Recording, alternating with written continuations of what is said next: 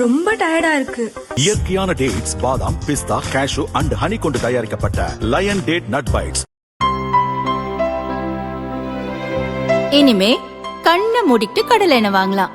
ஏன்னா மந்த்ரா கடலை எண்ணெய் இதயத்தின் தயாரிப்பு. வறுக்க, பொரிக்க, ஏன் எல்லா சமையலுக்கும் மந்த்ரா தான். மந்த்ரா கடலை எண்ணெய், அபார ருசி, ஆரோக்கியமான உடல் நலம். சமீபத்தில் நாட்டையே உலுக்கிய விவகாரங்களில் திருப்பரங்குன்றம் தீபம் விவகாரம் முக்கியமானது. திருப்பரங்குன்றம் மலை உச்சியில் உள்ள தீபத்தூணில் கார்த்திகை தீபம் ஏற்றுவது குறித்த பிரச்சனை தமிழகத்தையும் தாண்டி தேசிய அளவில் பேசு பொருளானது. பார்லிமென்றிலும் இந்த பிரச்சனை எழுந்தது. தீபம் ஏற்ற வேண்டும் என உத்தரவிட்ட நீதிபதி ஜி.ஆர். சுவாமிநாதனை தகுதி நீக்கம் செய்யும் தீர்மானம் கொண்டுவர கோரி காங்கிரஸ், திமுக உள்ளிட்ட இண்டி கூட்டணி கட்சிகள் லோக்சபா சபாநாயகரிடம் நோட்டீஸ் அளித்தன. ஆனால் மதுரை ஹைகோர்ட் அதிரடி தீர்ப்பு வழங்கியது. மலை உச்சியில் உள்ள தீபத்தூணில் ஆண்டுதோறும் தீபம் ஏற்ற வேண்டும், அதை அரசு உறுதி செய்ய வேண்டும் என்று அதிரடி காட்டியது.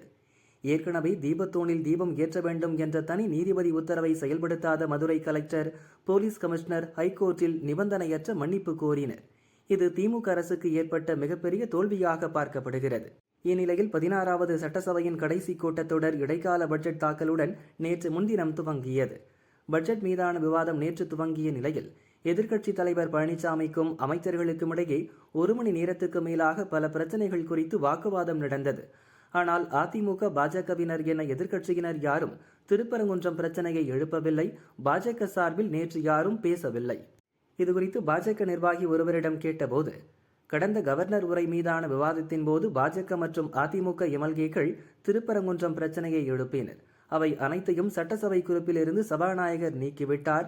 இருப்பினும் இன்று திருப்பரங்குன்றம் பிரச்சனையை பாஜக, அதிமுக எம்எல்ஏக்கள் எழுப்புவர் என்று நம்புகிறோம் என்றார்.